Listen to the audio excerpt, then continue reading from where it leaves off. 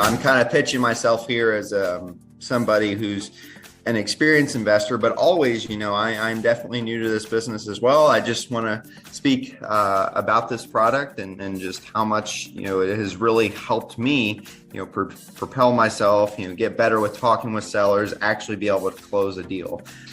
My strategies right now have been primarily direct mail, cold calling, and cold texting, and I've found a lot of success with Real Estate IQ, especially being able to get in front of customers, have engaging conversations, and of course, I'm hoping to use all of that to build my own business and eventually retire off. Excited to be here, and I want to say a big thank you to Real Estate IQ.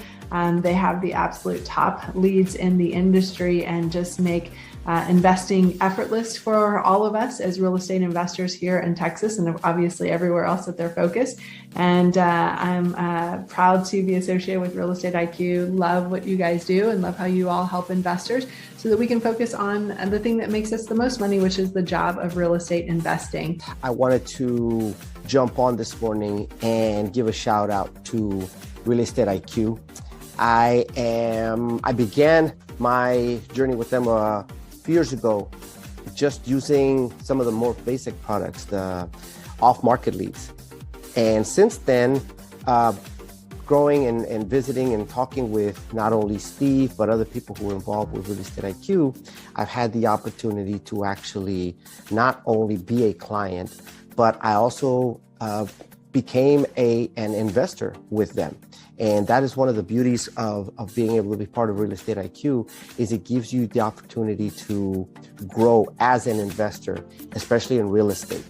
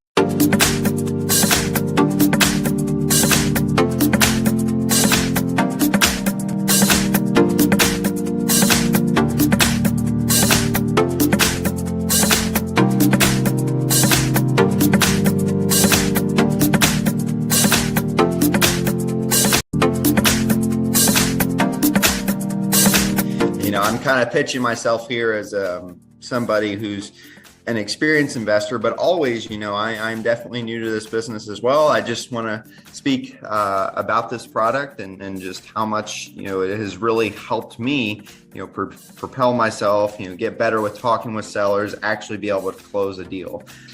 My strategies right now have been primarily direct mail, cold calling, and cold texting. And I've found a lot of success with Real Estate IQ, especially being able to get in front of customers, have engaging conversations. And of course, I'm hoping to use all of that to build my own business and eventually retire off. Excited to be here, and I want to say a big thank you to Real Estate IQ.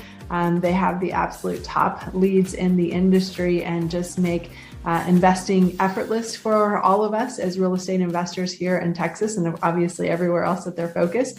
And I'm proud to be associated with Real Estate IQ. Love what you guys do and love how you all help investors so that we can focus on the thing that makes us the most money, which is the job of real estate investing. I wanted to jump on this morning and give a shout out to Real Estate IQ. I began my journey with them few years ago, just using some of the more basic products, the off-market leads. And since then, growing and visiting and talking with not only Steve, but other people who are involved with Real Estate IQ, I've had the opportunity to actually not only be a client, but I also became an investor with them. And that is one of the beauties of being able to be part of Real Estate IQ, is it gives you the opportunity to grow as an investor, especially in real estate.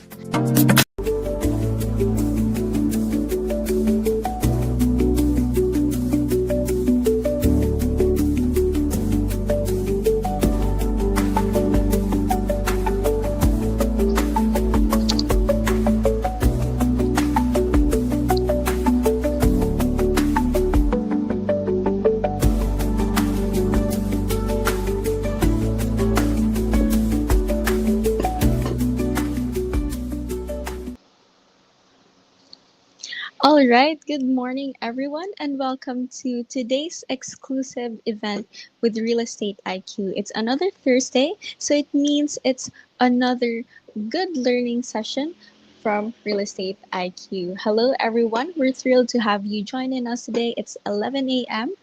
And today we will be uncovering some of the most important information that real estate investors must have in order to navigate through uncertain markets. So at Real Estate IQ, we're very passionate about empowering investors with the right tools, data, and strategies to succeed in today's market. As a lead generation company, we have helped thousands of investors find off-market leads, negotiate smarter, and build high-value portfolios. And our mission is very, very simple: to help one more person to win. Well, today, without further ado, we're honored to have Steve Liang, one of the co-founders of Real Estate IQ, join in with us today to teach about pre-foreclosure. Steve is a seasoned real estate investor whose proven strategies have unlocked thousands of lucrative deals. With years of experience navigating pre-foreclosures, mastering negotiation tactics, and growing a high-value portfolio, Steve has a wealth of practical insights to share with us today. His expertise has transformed the way investors approach off-market opportunities, and he's also here to reveal the secrets that can take your portfolio to the next level. And I'm sure that Steve also has today some case studies that he will share today. So I want everyone get ready to take notes, ask questions, and learn from only the best. Hi, Steve. Hi, Sophia. Thank you for the intro. Good to Yeah. see you. Good to see you too. Go ahead and take on the spotlight. All right. Welcome, everybody. So first of all, I congratulate you for joining us and learn more about this well-kept secret. We call it Preforeclosure Goldmine. Now, you might be wondering, why do we call it the gold mine? Let me just tell you the amount of profit we're talking about. So now, in order to understand pre-foreclosure, we got to really understand what foreclosure is about. foreclosure auctions, depending on where you are, happens about every month, maybe depending on what state you're in. It could be every week. And it allows banks or maybe the county, depending on what kind of foreclosure it is, to auction off properties that have been late on their payment. You can usually get the deal at 50 to 75% off of the market value. Okay. It's deal by deal, right? Depends on what deal and what deal. If you haven't been to a live auction, I highly encourage you to do that. Actually, I have recorded a video that I took a couple of days ago, and we're gonna share that in a little bit. It's pretty chaotic, and it's a big event, and you really want to be there if you're really serious about being in real estate investment. Even if you don't participate in the auction, you should definitely check it out. Depending on how your county organizes it, it could be several trustees auctioning off in different places, and people just kind of crowd the trustee that is auctioning off that property. And it could be happening in the same time. And so if you are kind of new to the scene and you want to buy a property at the auction, you need to find the trustee first and make sure you don't miss it when they start the auction. So now the reason you would want to also, okay, so another big tip that we learned is that you want to, you're going to need to pay on spot. So let's say you got the property and you won the bid at $87,000, and it's a $200,000 house. So you're already getting it at a really good discount. But now you need to kind of pay on the spot. So what people do, the folks that are they're actually auctioning off, they will come with a stack of cashier's checks from the bank, and they will have it in different denominations, because you don't really want to have just a check for $200,000, and then because you don't have change, you give them the entire $200,000. Your money and your capital is gonna get stuck there for a while, for quite a few days, before you can get the money back. So you kind of want to have some 50,000. You want to have some, maybe 25,000, $10,000, so you can give them, ideally the exact amount, 87,000. But if not, at least you can do like 90,000, so you don't have a lot of money that just getting stuck in the with the officials, and then you're not making any money, any return on the money that is just being there. Okay, so next let's take a look at, I recorded this video. Let's play it. Okay, we'll watch it, and then I'll also point out a couple of things, and then we'll watch it again, so we can kind of pay a little more attention.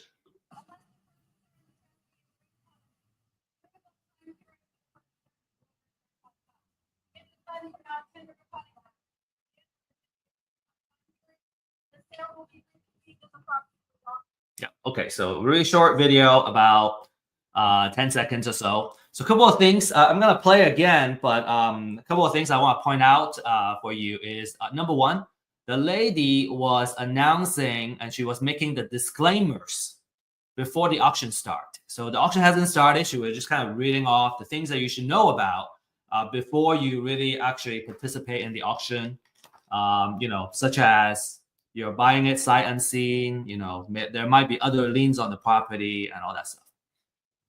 Another thing to notice is that it's very loud, and it's very hard to hear the person making the announcements. You really need to get really close to the person making these announcements so that you can tell which property is being auctioned off. And then another thing, as you see the camera spanning around, is that people come prepared. They already did their homework, right? They either brought their printouts, right, or they brought their laptop, and because they want to know, they already know how much they want to bid, how much their maximum bid is for any property. And then another thing is, you may not see other folks auctioning off the properties at the same time in this video, but you can kind of imagine a little bit down that way to the right is other folks with other trustees basically auctioning additional properties. So I'm gonna play this again. I'm gonna stop talking.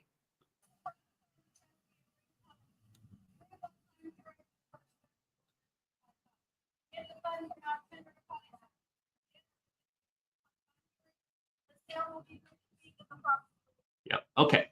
So that's it. You see a couple of players that are actively bidding on the property when the auction actually starts. So very, very interesting stuff. All right. Next.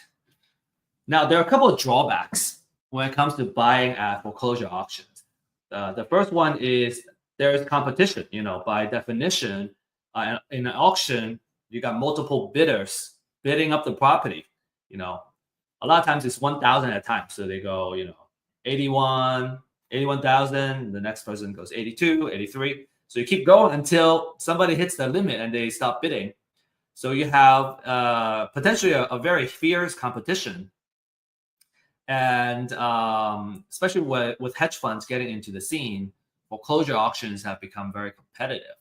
And some investors are actually complaining that because the hedge funds are so well funded, they're not afraid to overpay for a deal just to win it. And they make it hard for savvy investors to buy at a good price. The second one is, as I mentioned earlier, you gotta be prepared. You gotta have the cash ready in the form of a cashier's check, so you're ready to buy these properties. And then finally, you're buying the property sight unseen, so you're kind of taking a risk, right? If the property has been burned down and it's just a lot, and then you're bidding it as if there's an improvement, a house in there on top of the lot, then you're taking on a big risk. Obviously, there are many ways that you can do to mitigate that risk, and there are services and products available.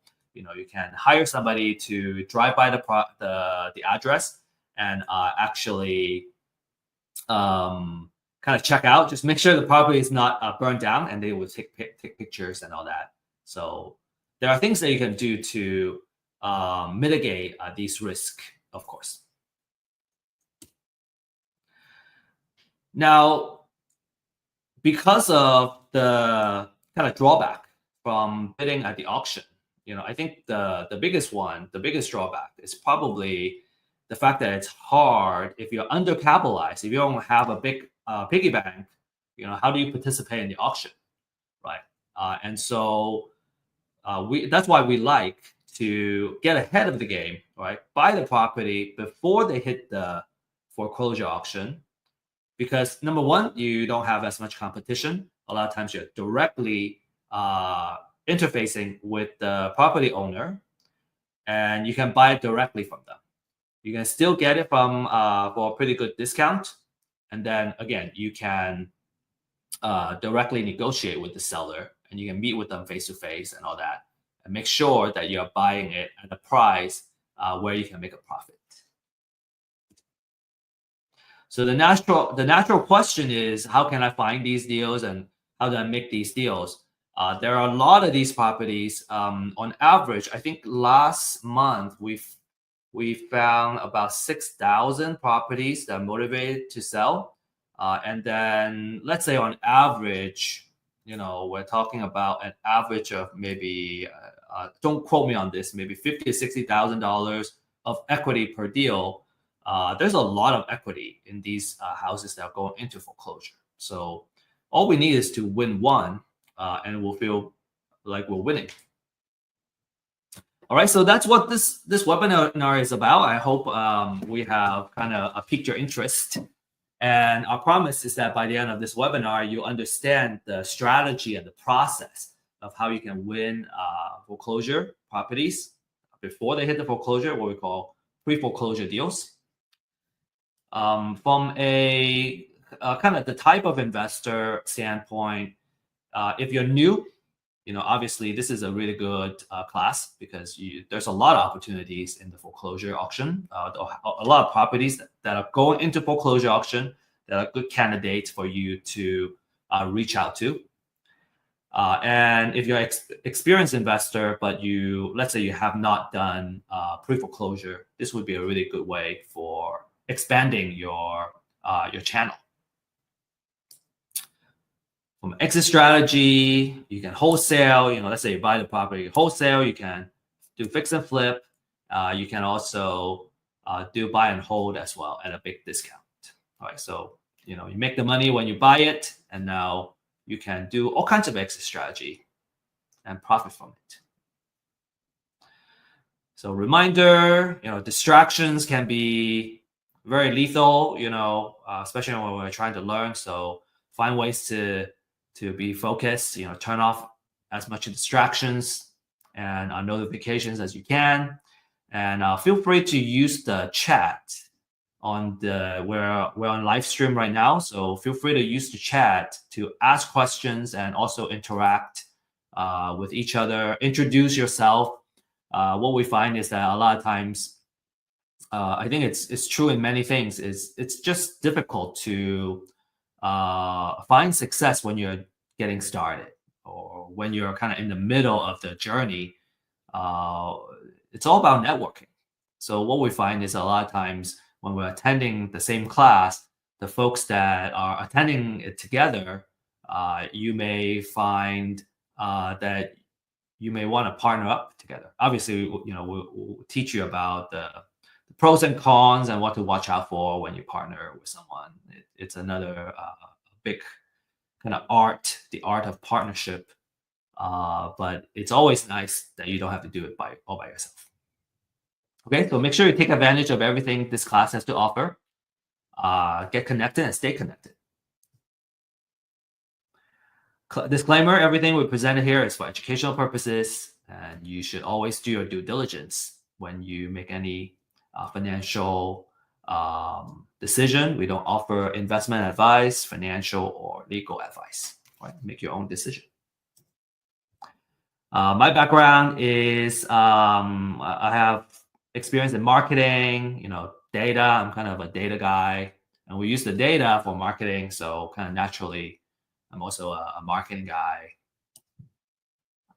And my background is in science and engineering, and I was always very interested in real estate.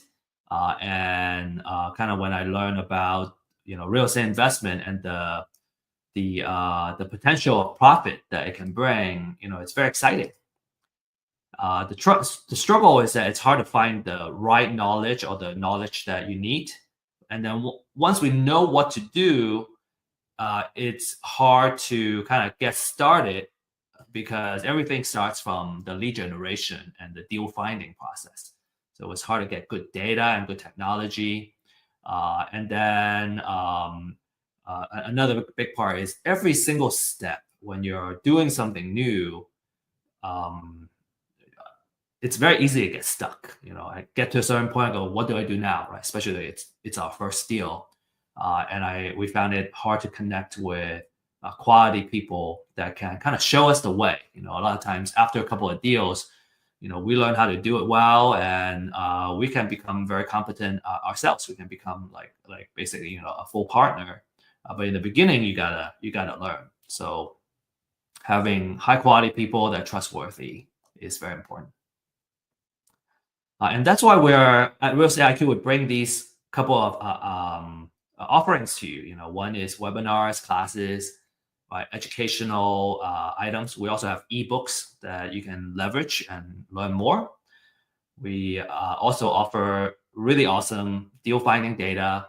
We're also going to start offering deals and kind of financial side of items, because what we realize is that as investors, data is not enough. We need deals, and then once we get deals, we need funding to close the deal. So there just needs to be so much support around us to be successful. And then very, very importantly, we also want to surround you with a community of experts, so you can you can be a part of the community, and we can find success together.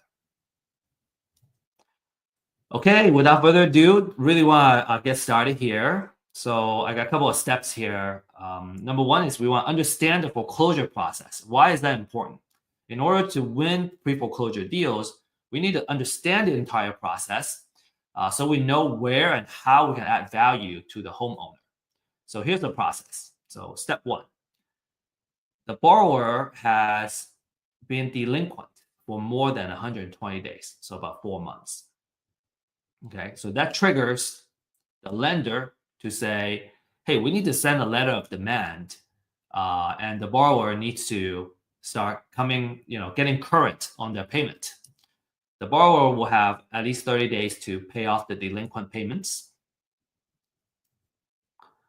or they will send a notice of default and an intent to accelerate the loan. So basically kind of accelerate a loan and start a foreclosure process.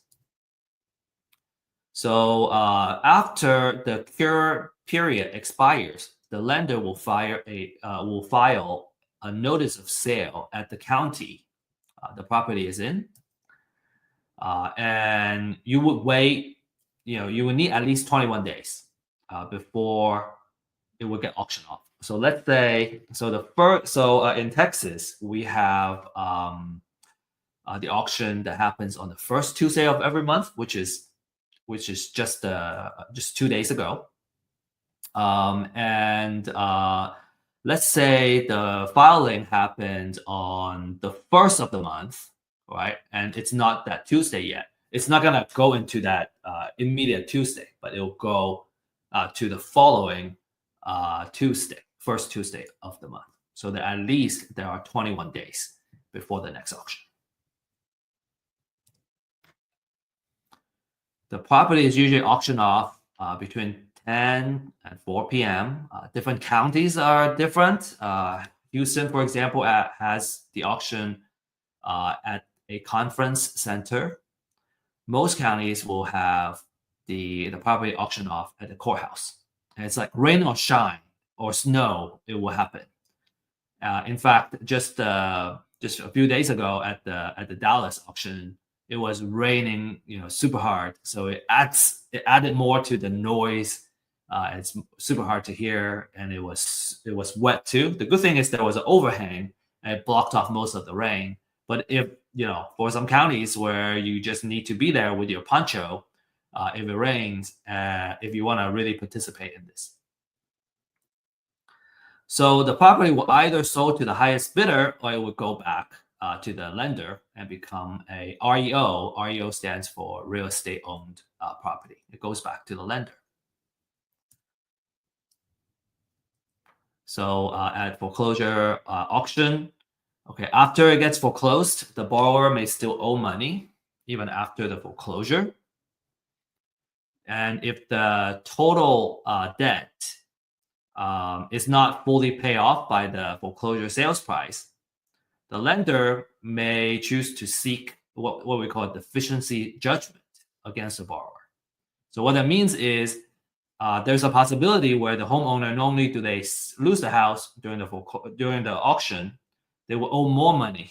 So it's a really tight spot, really bad spot for them.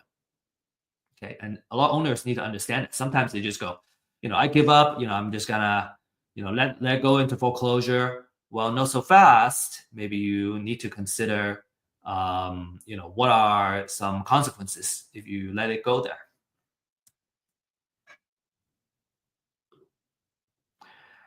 Okay, there are also, the different kind of liens. If there are junior liens on the property, so let's say the foreclosure is about the primary mortgage, and there are maybe some second liens and city liens, all kinds of liens, HOA liens on the property. Well, the foreclosure is gonna wipe out all those second mortgages and junior liens, but the foreclosure doesn't eliminate debt. So even though the lien gets removed from the house itself, right? So that as an investor, let's say you win the property, you don't need to worry about those junior liens. But as the borrower, they are still potentially on the hook. So these lenders can still go after the borrower. Another thing is that you have federal tax, state tax, and local tax liens. They would still survive, which means that, let's say you're the investor, you won the bid, you wanna know what federal liens are on the property. You want to know if there's any state, county, or city tax liens. Those are senior liens, and it's likely that you will still need to pay those liens as an investor. Okay, which is why it's very important to do proper title research. And we have learned, have gained a lot of lessons doing title research recently. And yeah, you gotta be extremely thorough. You gotta have the know-how to do it. All right, next, we need to know which properties are going into the auction, okay? So how do we find out? Well, there are ways you can research the data yourself, or you can buy it, okay? So what the couple of lists that you want to look at is what we call the pre-foreclosure list, the motivation for these motivated sellers, right? And again, our purpose here is to see if we can buy the property before it goes into the foreclosure auction. The market price is between $200 to $300 a month for an entire metro area. Okay, I think it's still a really good investment because let's say you win a deal, a wholesale deal, and we're talking about $10,000 profit. So it's not that big of a price to be paid. Another thing you can ask for is called the appointment of substitute trustee. So this is another kind of data where in the foreclosure process, if you recall, one of the first steps that the lender would do is they would appoint a local trustee to handle the foreclosure process. And so that's usually a signal, if the appointment of substitute trustee has been filed, that's usually a signal that the house is going to go into foreclosure. So that's what we call a pre-foreclosure. And you get to be more ahead of the game for those, more ahead of the game than the folks that are just looking into pre-foreclosure. And you can do marketing and you can kind of reach out to them. Perhaps the drawback for this list is that they are not as fully motivated. They know they still have some time. They understand they have a ticking time bomb, but it's not like the foreclosure date has not set usually in this case. So, but it gives you more time to do marketing and kind of nurture these folks. Nurture your leads. All right, so a free way to do it is you can Google your county name and then you say notice of sale, and you should usually get to a website where you can start looking at the foreclosure document. So this is what a foreclosure document looks like. It talks about, this one has the address, it has when it's gonna show up and all that stuff. There's a lot of information here. Time and date and the county is going to get auctioned at. And then you would need to do some further research of who the owner is. Sometimes the owner is on this paper. Sometimes you have to do further research. And the amount owed is not public information. So, there's a lot of digging for just one record. And usually, when people ask, should we buy or should we find ourselves?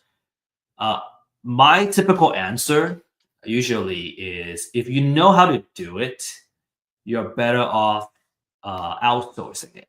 If you don't know how to do it, you may want to do it just to learn and appreciate how much work that goes in there.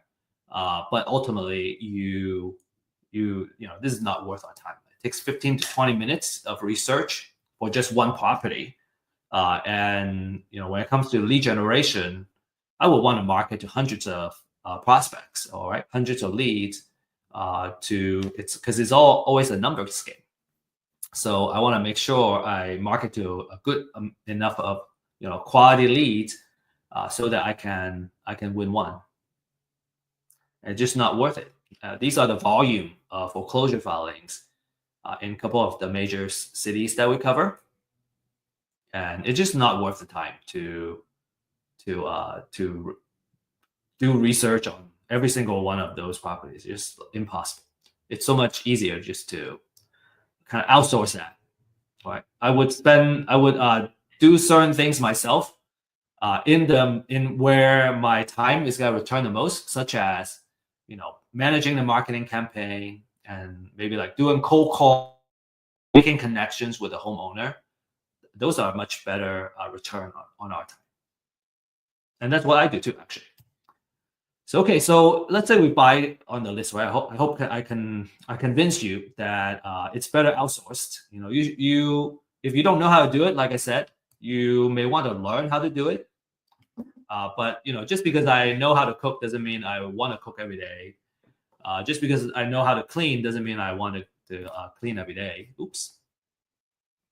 So I hope that outsourcing is always if we can do it, it's I recommend it. Okay, so now if we're gonna buy the list, we also need to understand the quality, right? I don't want to just buy a junk list and then waste my time calling people, and it's not even the freshest list. So a couple of items that I would use for evaluating the quality of a motivated seller list. Number one, especially for foreclosure, is that I want to know how fresh the data is, right? Because the fresher it is, I know if I reach them first before anybody else, I would be the first person, right? I got the first mover advantage when I do that outreach. The second one is the extent of research. I want to learn more about the person I'm gonna be reaching out to, so I know how to talk to them, and I know what their situation is. One of the key metric that I look at is how much equity is in the property, and you gotta research several locations, different places, and run the calculation in order to come up with an estimated equity on the property. And I find that, and also our clients too, we find it one of some really important information to go in, because if the property doesn't have a lot of equity, chances are it's hard to make a workable deal with the owner. There are different exit strategies, right? Of course, but in general, we want to look for properties that have a high amount of equity. And then, we want to know how accurate the information is, right? The quality of the research and the researchers. So some key elements of a quality leads, especially for pre-foreclosure. We want to know the mortgager and mortgagee information. Mortgager is basically the borrower, right? That's the main person I want to do outreach to. That's usually the person that owns the property. Then I want to know the address information of the property, right? How much it's worth, what's the assessed value. And then on the right, I want to know the financial information. So I want to know what the equity percentage is. I usually try to reach out to the properties that have a higher equity, because there is more negotiation room where we can create a win-win situation. In order to do that, we got to know the loan information. So how much loan was in there. So you got, ideally there is title searches and, a deed of trust searches that need to be done to find all this information.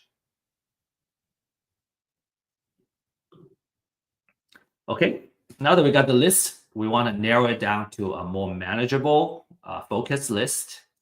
And this is where, kind of that filtering is where you can create your own niche that you can focus on, that, say, you're much better at than anybody else. So this is where you create your competitive advantage, okay? And a couple of kind of hot filters that people use are the address. Maybe it's different cities, right? Let's say you want to focus on the city that you live in because you know your city so well, or maybe it's a city that you don't live in, but it's not as competitive. You can filter by the assessed value. Maybe there's a particular price range that you want to focus your deals to be at. I already talked about equity percentage. That's a really popular one. And then you can also kind of look into a couple of these. So ownership would tell you if the property is owner occupied or not. Okay. If it is owner occupied, it means that the person lives in the house. And if it's non-owner occupied, it means the person is very likely a landlord. They live somewhere else. And you can potentially find that they are an out-of-state owner. And, if they don't live in the house, usually maybe they're more likely to sell the house. Okay. You can also look at kind of loan modification and different type of loan. This is by understanding what the different type of loans are and what type of loan modification it is to really identify the signals where, and this would probably come more from experience or from working with an experienced investor together, that how to leverage this data and really search for the niche that you can focus on. I'm not going to spend too much time. We can spend just like 1 hour just talking about each data field here. So let's talk about how to now kind of market to these. Okay.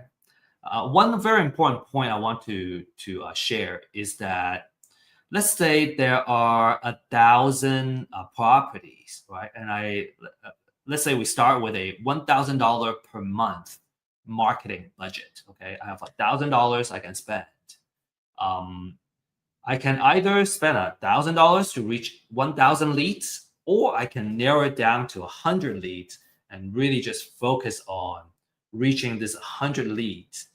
Ideally in multiple ways. I can try to call them, send them letters, right?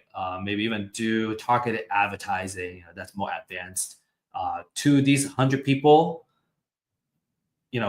Because now I'm spending $10 per lead, right? If I have 1,000, I'm only marketing to 100 leads. I'm spending $10 of marketing budget to reach that one person.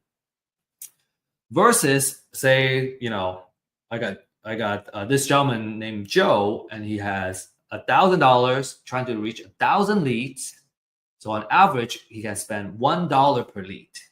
Okay, so who do you think is gonna win out? The person that spends $10 to reach one for each lead, or the person that spends $1 per lead and try to reach them, right? $1 versus $10 to reach the same person. I can't see your responses, but I hope you would arrive at the conclusion that, man, if I have more marketing budget, right, I can reach the person, and I am more likely to win out and reach this person, build trust with this person, because I'm spending $10 on this guy versus my competitor that's spending just $1 on the same person. And there are many things that you can do, right? With $10, with $1, man, $1 buys us a stamp and some change, and I don't know what to do with the change anymore. It's so hard to, $1 we can't really go very far in terms of marketing budget. Okay, so let's next talk about the different kind of marketing campaigns we can use. Now that we have a focus list, we have a very popular class. It's called The Secret of Building an Endless Deal Flow. And it's about creating marketing campaigns that you can do to build a consistent pipeline for deals. You can really, when it comes to marketing, you can apply it to reaching motivated sellers, or you can apply it to, any kind of business. So it's just a really awesome business class in general. And if you enjoy this upcoming segment and you want to learn more, I would highly encourage you to take that class to learn more about marketing. Okay. We also have other speakers and topics that really kind of go deep into some of these items too, such as door knocking. We just recently had a door knocking class, which is phenomenal. So door knocking means you're showing up at the person's door, right? You need to know their address. You need to know who you're talking to ideally. The advantage is that you can talk to them in person and you can build trust quickly. And I kind of pointed out here that the effectiveness of a door knocking campaign really depends on the quality of the list, right? You gotta know you gotta have the right address. You gotta know, who you're talking to. This allows you to talk to the homeowners in person, and you get to see the house right away. A lot of times, let's say that they're already ready to sell. You can just go and see the house. You don't need to make another appointment to see the house. To be successful, you need to have the ability to strike up a conversation and build trust very quickly. You also need to have a thick skin. Some people just don't want to talk to you, right? Maybe they scream at your face too, and so just being okay with that. If you're more introverted, like myself, maybe you don't like talking to people. You prefer not to talk to people face to face. You're gonna try other marketing methods. Door knocking is by far the most successful campaign and marketing method that I know. Through our clients. Next is you can do cold call. So we provide a skip trace service. So we skip trace all the properties that are going into foreclosure. You can have multiple phone numbers you can call, and just a tip is that when it comes to phone numbers, because we're using a third-party service, it's very hard to guarantee quality. And usually phone number skip trace, it's just very difficult to get 100% accuracy. So usually we get about 70% hit rate and 70% accuracy. So there are folks that you call and maybe it's a wrong number. That's okay. We got all these numbers, so we can just keep calling. Right? Somebody is always right. Some say some will, some won't, but someone is always waiting. I want to share this cold call script with you. This is also has been shared in another class from our speaker, and I really love their script. So I have started to use it, and that has produced for me as well. So when you call and they pick up. Right. So all you need to say is, hi, is this Mr. Lawrence? And then they go, yes, this is Lawrence. Who is it? And I go, hey, my name is Steve, and I'm just curious if you're aware that your house may be under foreclosure. A lot of times they're already aware. I have had call the same person.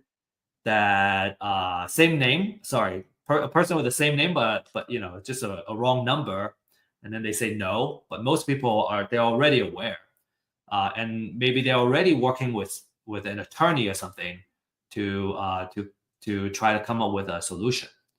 And so I really like this number 2 and number 3, where number 1 is, have you been able to get with a bank to review any options? Some people may say no, I don't know how, or I'm broke. I don't know what to do. That's a really good opening for you to make an appointment, right?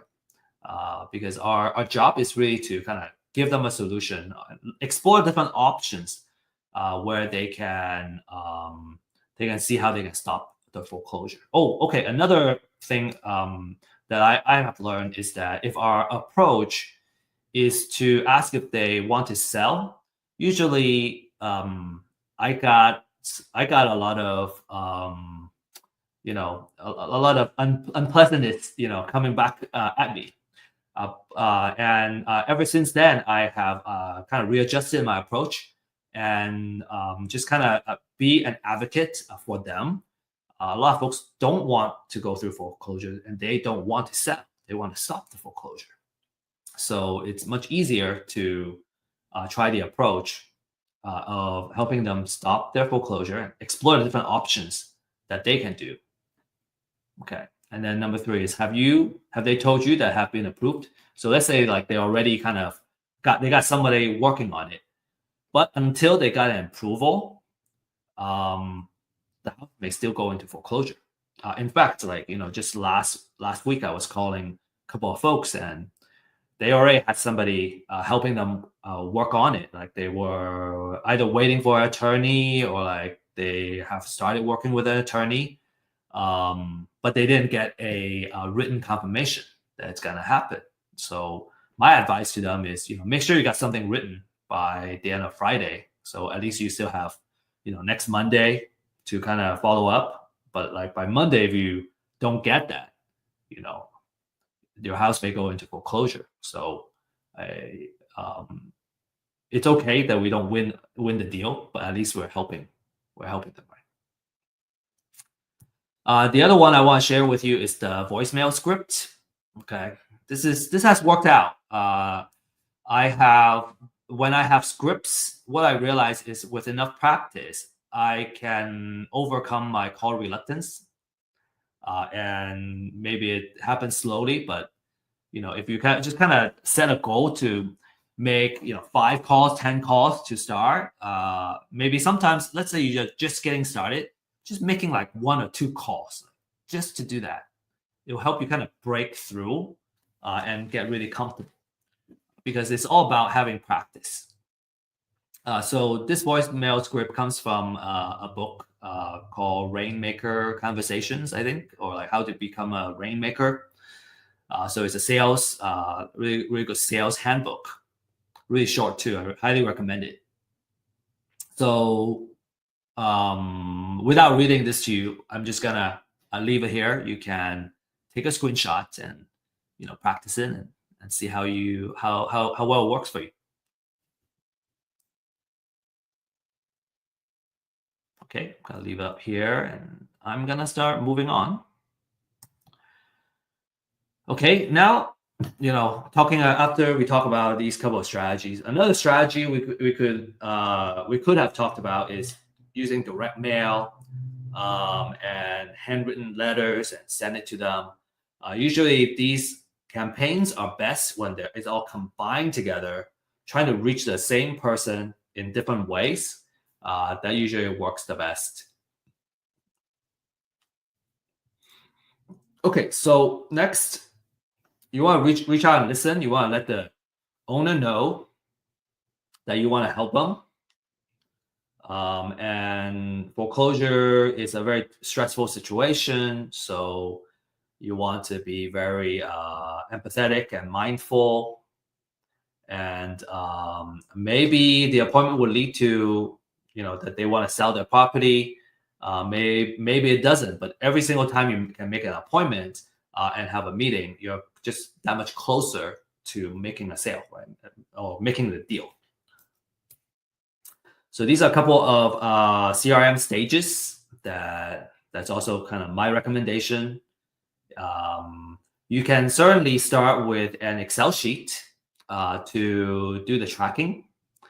But let's say you start having more leads that you need to manage, then you need to start setting up different stages so you can kind of look at the pipeline and the health of your marketing pipeline.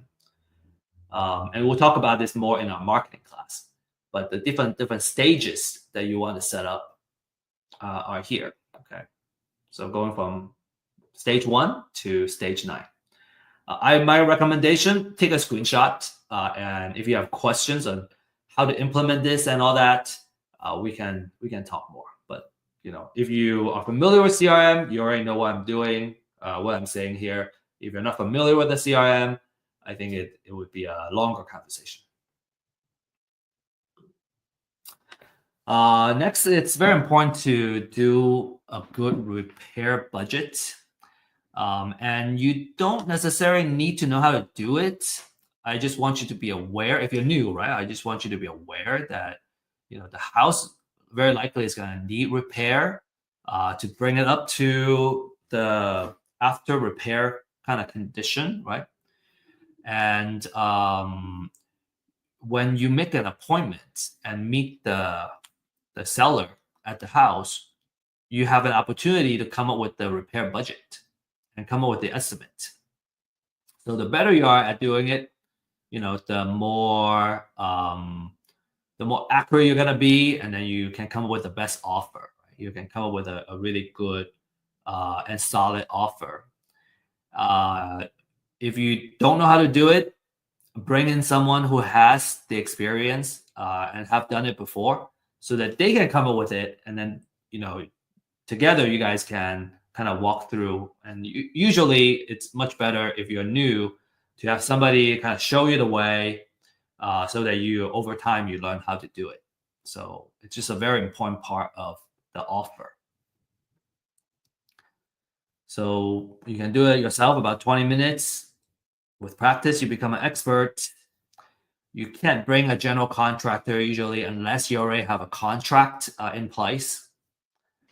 And then, like I said, a recommendation is to have a mentor or coach or a more senior partner that can come in and kind of fill that role.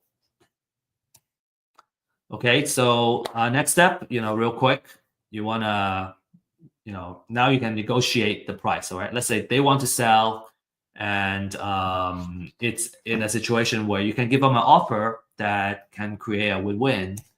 You want to focus on their needs, all right, building trust, getting to know their family situation or their personal situation, and you want to know your numbers. So know how to come up with an offer. And I'm not going to dive too much into the formula to come up with an offer. We're assuming that you know how to do that, or if not, that you're gonna kind of read up the literature on that, what we call maximum allowable offer. Okay, we'll have another class if you don't know how to come up with offers. Actually, next Thursday, we're gonna talk about some details of different exit strategy and the formula that you should use to come up with your offer. So, if you don't know how to come up with your offers, no worry, you're gonna learn that next Thursday. All right, so let's say you come up with an agreement, then you can put it in writing.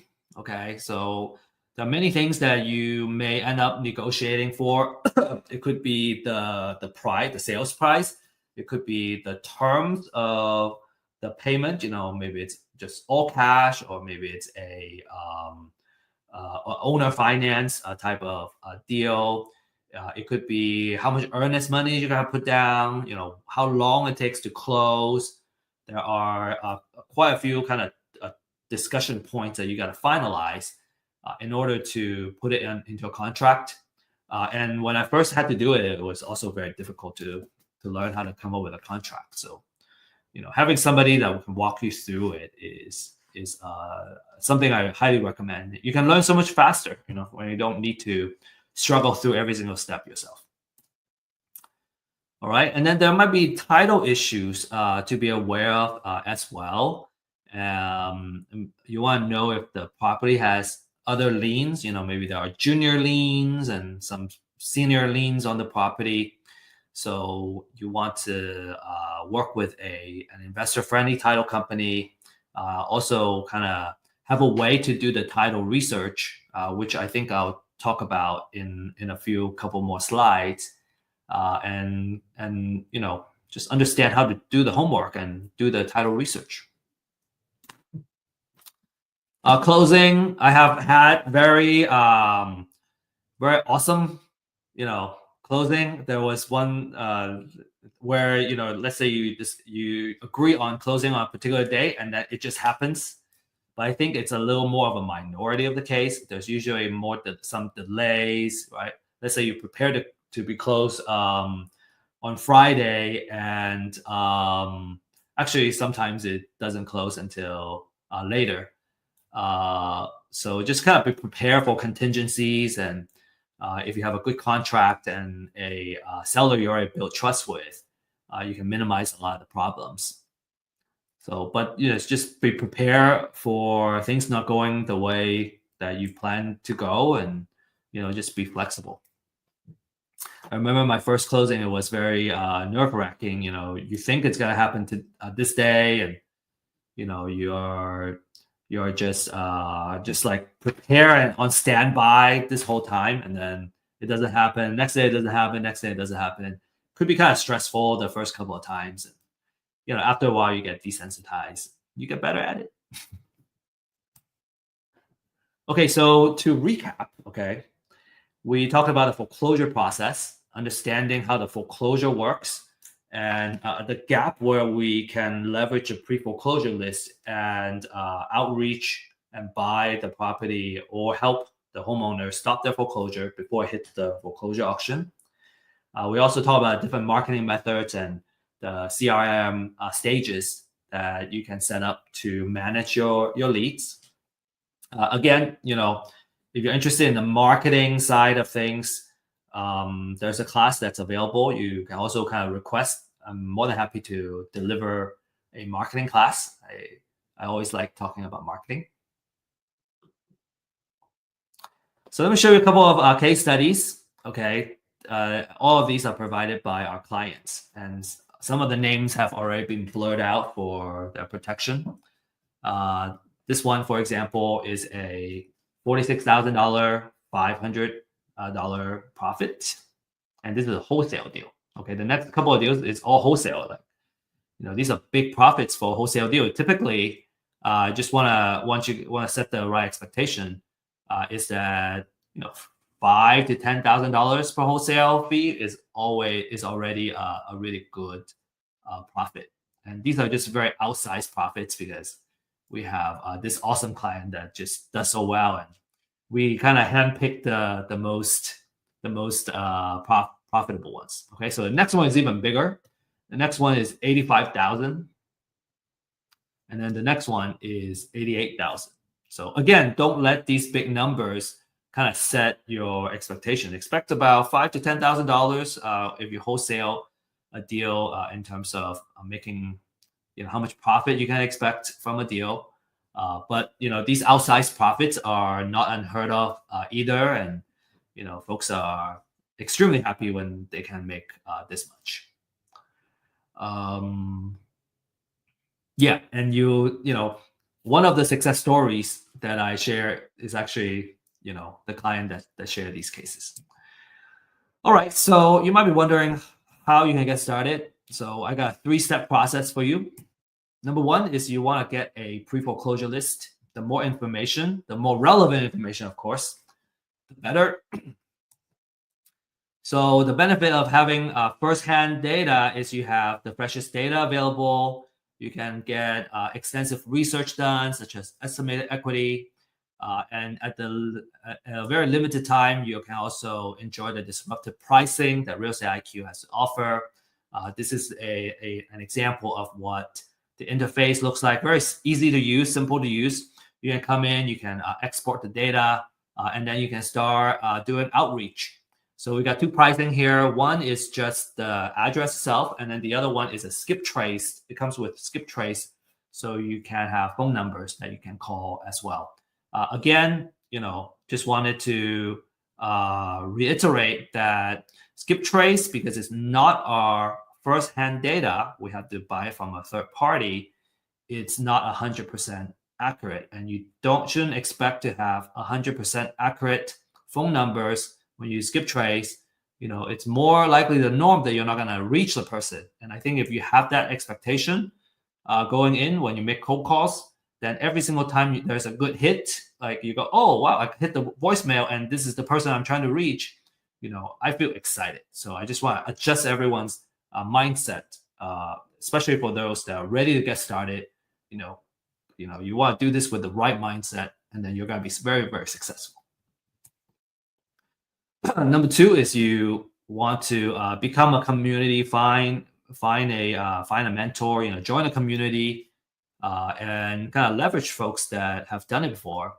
Find someone you can trust, and be willing to be held accountable, right? And help you form the right habits to make happen. Real estate investment doesn't need to be a full-time thing. You can get started with, I think, as little as 5 hours a week.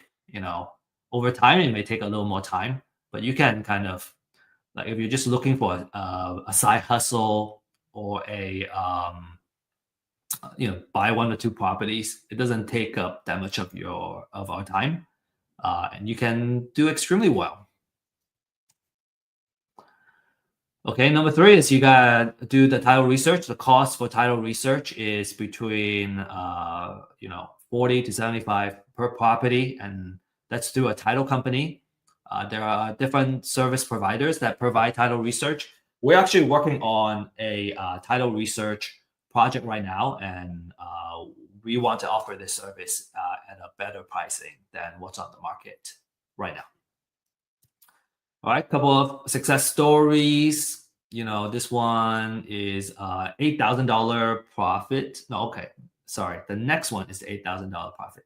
This one is using Real Estate IQ to get his first deal and getting started.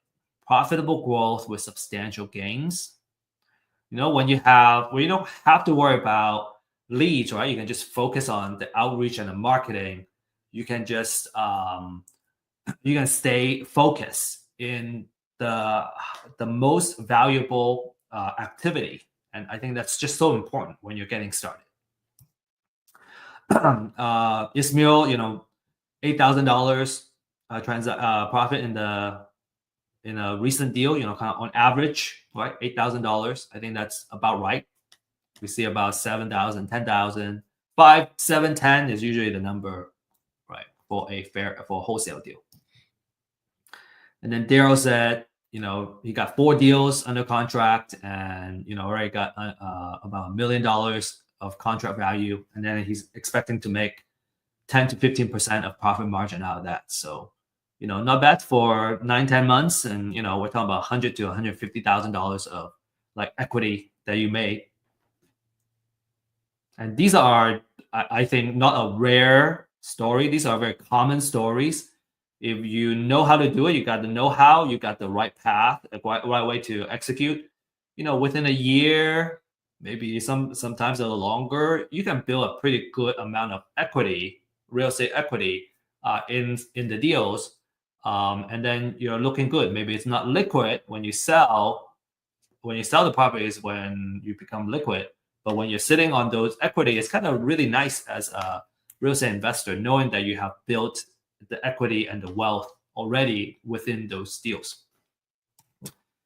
Okay, to learn more, you can use this link here, and maybe I hope Sophia, you can help me send this link on the chat as well, in the class chat, so you can book a one-on-one consultation with us to learn what it's all about. Experience the power of firsthand data. And then the next thing I want to recommend to you is learn by doing. We have an event every Friday at 9:30.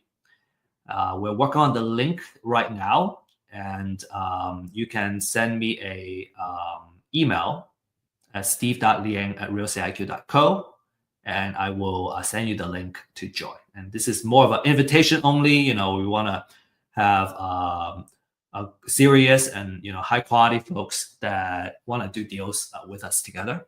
So for example, tomorrow at 9:30 we're gonna have another session. So if you're interested, I look forward to meeting you and seeing you in person, getting to know you.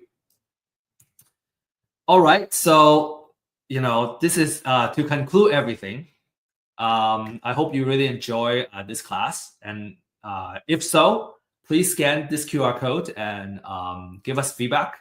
If you hate it, you don't like it, this is terrible, useless, it's a waste of your time, please do the same. Scan the QR code and give us feedback, just so we know how to improve, right? How are we doing a good job, or are we doing, or is there something we gotta fix? So really appreciate your feedback, and thank you for joining us.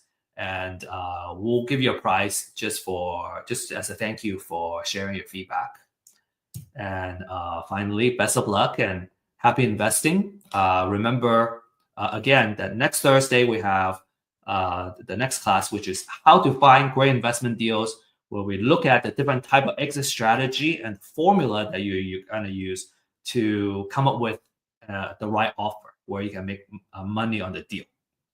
And then tomorrow on Friday, 9:30, you have the online meetup, or MAP online meetup, where we really talk about live deals.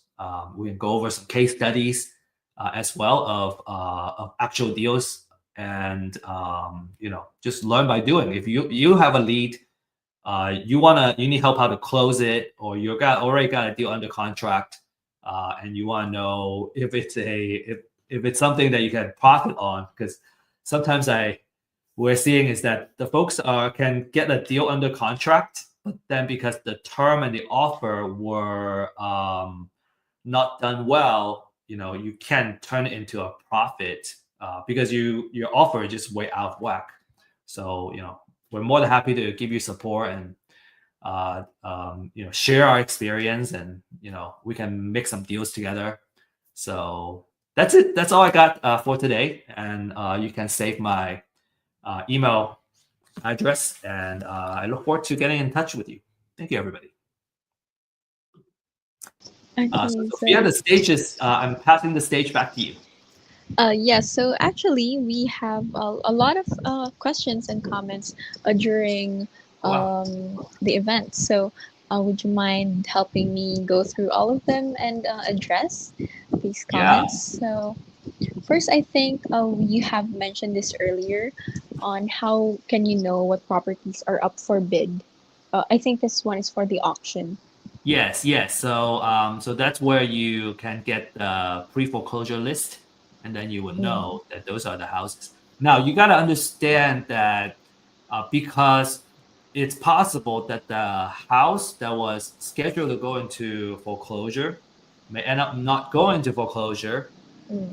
So there are times where let's say you do all the due diligence and you try to buy the property at the auction, it already got bought up by another investor, for example. So it may not show up there, but you got the list, so that you know which ones were kind of scheduled to be there.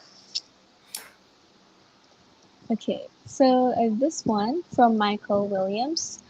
So from time of county posting to time that data is made available on REIQ, how fast is that or fresh is that? How quickly are the leads provided in your list? Yeah, typically we can offer you about 2 days to add. Some counties faster, some counties maybe a little bit slower. We have a pretty robust system, and if there's some kind of delay, let's say the county is delayed, we'll also tell you. Okay.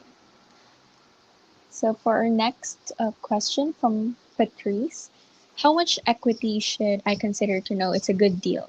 Okay, that's a really good question. How much equity should I consider to be a good deal? I have folks so if you look at the data, you would find that you can probably find some that are 50% equity, more than 50% equity. And those are extremely good deals because you're kind of buying it 50 cents to a dollar, or there's, more than half of the amount that you can negotiate for, right? You would find that if you kind of change that to more than 40%, now you have a lot more properties that fit that criteria.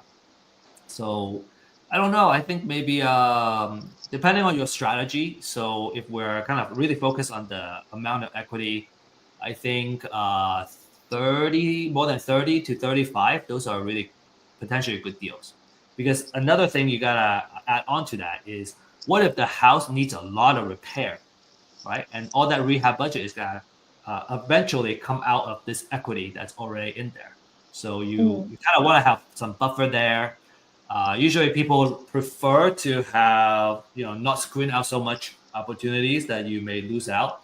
So, maybe a third, just drawing a line in the sand as a recommendation, I would say 30% is probably Okay. Good stuff. Okay, next one from Lynn Saylor. Do you have scripts on setting profitable prices or negotiation tips? Okay. Scripts on setting profitable prices. Okay, I assume that when you say profitable prices, we're talking about for you as an investor. I would, my approach is I want to be transparent with them. And what we find is that, and I think we'll go over this in next week's class, there's a formula that we follow to come up with the offer because we need. So first of all, we need to make sure that we can make a profit because we're in it to, right? It's a business. There's overheads, right? We still want to be able to, this is not a charity, right? So the formula already have the built-in numbers that you want to use. And so a lot of times I just tell them, hey, because of the other kind of cost that's involved, I need to follow this formula. And based on the number, this is how much I can offer. Like, there are folks that really want to know, I just write down the number for them. And then, then we're solving the problem together instead of, going head to head.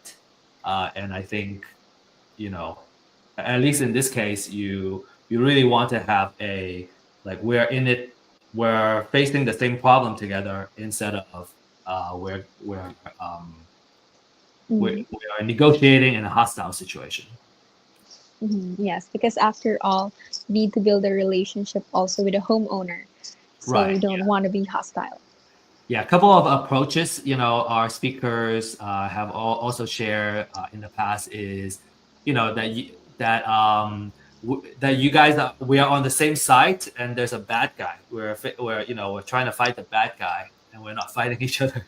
And I really like that mindset and the positioning. Okay, well, we have Ray here. Ray is a beginner. I want to learn how to find, approach distressed homeowners, get property under contract, and then wholesale contracts. What is your recommendation? Oh yeah, and Ray, I think my recommendation is to join our class at 9:30 tomorrow. So it's a meetup, and so we can go over the process and all that. This is the how to find, approach, get property under contract, the entire process. We have a 90-day program actually that if you are committed and you're gonna go and execute, we believe we can get you a deal in 90 days. And so you can just follow that process and we'll help you find success, going from beginner to getting your first deal. Okay. So from Robin, I believe that this is for the map class. Do you have to be in Texas to be part of the event? And you don't. You can join us online. It's gonna be an online Zoom event. We find it to be the most kind of inclusive for folks that are not in the same city, for example, and also what do I want to say? It's the most inclusive because we can do it online. Oh, it's the most efficient because you don't have to actually go to a place. You can just, right? It's just so much easier to meet when we can do it online. Yes. Okay. Then lastly, we have from Maria. What does REIQ's data look like, or what can I get from the data? Yeah, What information? that's also a really good question. I think for the sake of time, we want to direct you to sign up for the one-on-one consultation so that you can kind of see it. Our consultant is going to share with you the data that's available on our portal, and then how you can use that data to do your marketing. What about, so Rodin is asking the 90-day challenge. Okay, you want to sign up for the 90-day challenge? You can also talk to our consultants. Join our one-on-one consultation and ask about the 90-day challenge. We'll hold your hand and we'll help you make your deal happen. You just gotta commit to like showing up and also doing the work, and you get a deal in 90 days. Okay, so I guess that's all we have for today, Steve. Thank you so much for joining us today. And for next week, I know that this is a two-part class. One is today for pre-foreclosure, and the next one will be next week, Thursday, the same time, on how to find great real estate deals. We will still have Steve as our speaker. And if you want to register and continue this conversation on how to get deals, how to start, then you can register through this QR code. So let's give you time to scan that QR code. We'll give you around 5 seconds. Thank you. Okay. Additionally, we have, again, to reiterate Steve's point, we have a map class tomorrow at 9:30 a.m. So if you want, if you couldn't access or if you couldn't access the email or anything, you can also type in map on the comment sections, MAP, if you're interested, and we can reach out to you personally if you're interested with that. Also tomorrow, we also have a Friday open house at 11 a.m. CDT. So if you're also interested in learning more about real estate IQ, how these pre-foreclosure lists also work, or how does it look like the comment that we got earlier, what can you get from those? Then aside from the consultation, we also have an open house tomorrow, free for everyone to attend. So if you're also interested in that, you can type in Friday on the comment section if you're interested in those events. So let's give you time more to register and comment for our Friday open house and for our map class tomorrow. So the map class would be earlier, 9:30, and the Friday open house would be later at 11 a.m. Okay, so I believe everyone's already registered. I want to thank everyone for staying till the end for our class. We hope to see you again next week for our events on how to find great real estate deals. With that, thank you so much for joining us. And again, we hope to see you next week. Bye bye. Thank you.